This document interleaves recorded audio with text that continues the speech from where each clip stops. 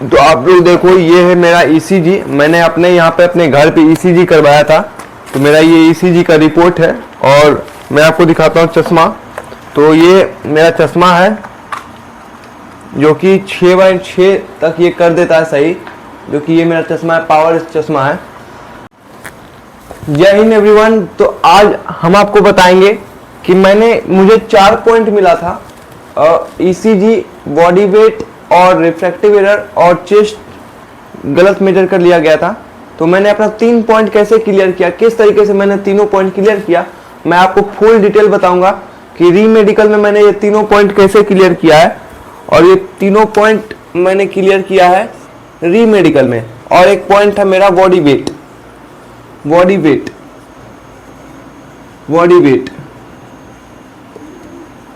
जिसके वजह से ही मैं आउट हो गया हूँ। इस बॉडी वेट के वजह से मैं आउट हुआ हूँ।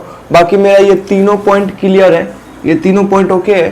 तो मैं आपको बताऊंगा कि री मेडिकल में मेरे साथ 10 दिन में क्या हुआ था। 10 दिन री मेडिकल चला था, जिसमें से क्या क्या हुआ था मैं आपको डिटेल डिस्कशन बताऊंगा। तो वीडियो में लाइक कर देना और चैनल पर नए हो चैनल को सब्सक्राइब कर देना और अपने सभी दोस्तों के साथ शेयर कर दो इस वीडियो को। इस वीडियो पे कम से कम 10K व्यू और 10K लाइक्स आने चाहिए कम से कम। तो आप लोग चैनल को सब्सक्राइब कर दो, वीडियो को लाइक कर दो, हमारे फैमिली को जल्द से जल्द सपोर्ट करो। आपके लिए एसएससी और एयरफोर्स और जेई की क्लासेस भी आएगी, एसएससी और एयरफोर्स की क्लासेस जरूर आएगी। तो चैनल पे बने रहना, चैनल को सब्सक्राइब कर देना। तो हमने एसएससी का 2 लेक्चर पढ़ाया है अभी, तो उसको आप सब्सक्राइब कर देना चैनल को। बाकी हम डिस्कस करते हैं कि ये ईसीजी मैंने कैसे क्लियर किया, चेस्ट कैसे क्लियर किया और रिफ्रैक्टिव एरर कैसे क्लियर किया। तो देखो ईसीजी में क्या हुआ था। ईसीजी में आपका री मेडिकल में आप देने जाओगे तो ईसीजी आपका तुरंत नहीं होगा। पहला दिन आपका कुछ होगा ही नहीं। पहला दिन आपको सिर्फ फॉर्म एक भरवाया जाएगा और बोल दिया जाएगा कि आप कल आ जाइए, क्योंकि इस री मेडिकल अगर आपको मिल गया तो लफड़ा ही लफड़ा है। इसलिए री मेडिकल से बच जाना, क्योंकि री मेडिकल आपको मिला तो आपके पास लफड़ा ही लफड़ा होगा, लफड़ा के अलावा कुछ नहीं है। इसलिए दुआ करना कि री मेडिकल ना मिले, क्योंकि री मेडिकल वालों को लफड़ा ही लफड़ा होता है। तो आपको ईसीजी कैसे करवाना है, ईसीजी आपका होगा 3 से 4 दिन के बाद। तो 3 से 4 दिन बाद अपना ईसीजी करवा लेना।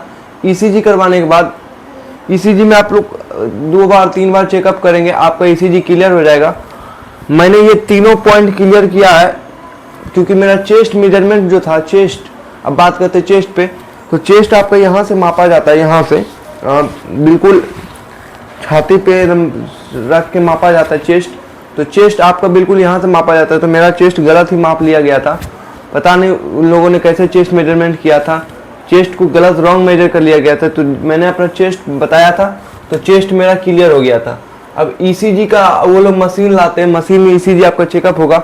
अगर एक बार में नहीं होगा दोबारा करेंगे, लेकिन आपका ईसीजी निकल जाएगा, क्योंकि ईसीजी मोस्टली बंदे को मिलता है। अगर आपको मेडिकल 40 बंदों का है ना, तो 40 में 35 बंदे को ईसीजी का पॉइंट हमेशा मिलेगा। और बात है रिफ्रैक्टिव एरर। तो रिफ्रैक्टिव एरर का मैं बात करूं तो रिफ्रैक्टिव एरर में आपको क्या लेके जाना है। अगर आपका आंख 6/6 नहीं है, अगर आपका आंख 6/6 नहीं है, तो आपको क्या ले जाना है, चश्मा लेके जाना है। चश्मा के साथ डॉक्टर का प्रिस्क्रिप्शन लेके जाना है और मोहर और स्टैंप मरवा के जाना है। मोहर स्टैंप डॉक्टर का रहना चाहिए। आप ये करवा के जाओगे और चेकअप करवा लेना है। जैसे 6/6 और 6/9 आपका आंख नहीं है तो आप चेकअप करवा लेना। मैं आपको दिखाता हूँ कि मैंने कैसा चश्मा लिया था, क्या किया था। देखो, तो आप लोग देखो, ये है मेरा ईसीजी। मैंने अपने यहाँ पे अपने घर पे ईसीजी करवाया था। तो मेरा ये ईसीजी का रिपोर्ट है और मैं आपको दिखाता हूँ चश्मा। तो ये मेरा चश्मा है जो कि 6/6 तक ये कर देता है सही, जो कि ये मेरा चश्मा है, पावर चश्मा है, जो कि मैं अभी यूज नहीं करता हूँ। लेकिन हाँ, आपको चश्मा लेके जाना है, डॉक्टर का प्रिस्क्रिप्शन लेके जाना है। अगर आप डॉक्टर का प्रिस्क्रिप्शन और चश्मा लेके जाओगे तो आपका पॉइंट क्लियर होने के चांसेस ज़्यादा ही हो जाएंगे। आपका पॉइंट 100% क्लियर हो जाएगा। इन बातों को ध्यान रखना कि आपको चश्मा, ईसीजी के लिए ईसीजी का आप ये लेके जाओगे, रिपोर्ट आपको लेके जाने हैं। जो भी आपको पॉइंट मिलेगा ना, वो चेकअप करवा लेना यहाँ पे। और उस चेकअप करवाने के बाद जो रिपोर्ट बनेगा वो रिपोर्ट वहाँ पे लेके जाना, क्योंकि वहाँ से फिर आपको री मेडिकल में आपको अपना रिपोर्ट दिखाया जाएगा मेडिकल का। तो रिपोर्ट के मुताबिक मैच किया जाएगा, सही रहेगा तो आपको फिर से चेकअप करके आपको फिट कर दिया जाएगा। अगर गलत रहेगा तो आपको अनफिट कर दिया जाएगा। तो आप इन बातों को ध्यान रखना कि आपको रिपोर्ट लेके जाना है। जो भी पॉइंट मिला है उसको चेकअप करवाओ और चेकअप करवाने के बाद आप उसका रिपोर्ट लेके जाओ। रिपोर्ट आप लेके जाओगे तो आपका मेडिकल में क्लियर होने के चांसेस ज़्यादा हो जाएंगे। तो इसी तरह से मेडिकल का तीनों पॉइंट मैंने क्लियर किया था और मेन मेरा बॉडी अंडरवेट था जिसमें मैं कुछ कर नहीं सकता था, जिसके कारण से मैं बाहर हो गया। तो आपको इन बातों को ध्यान रखना है और एक स्टेबल आपको मेडिकल करवाना है। प्री मेडिकल करवा लो, प्री मेडिकल आप करवा लोगे आपको मेडिकल से छुटकारा मिलेगा, मेडिकल आपका इजी हो जाएगा। तो आप प्री मेडिकल करवाओ, प्री मेडिकल करवाओगे तो मेडिकल में आपका रिलैक्स मिलेगा। तो मिलते हैं नेक्स्ट वीडियो में, तब के लिए जय हिंद, वंदे मातरम।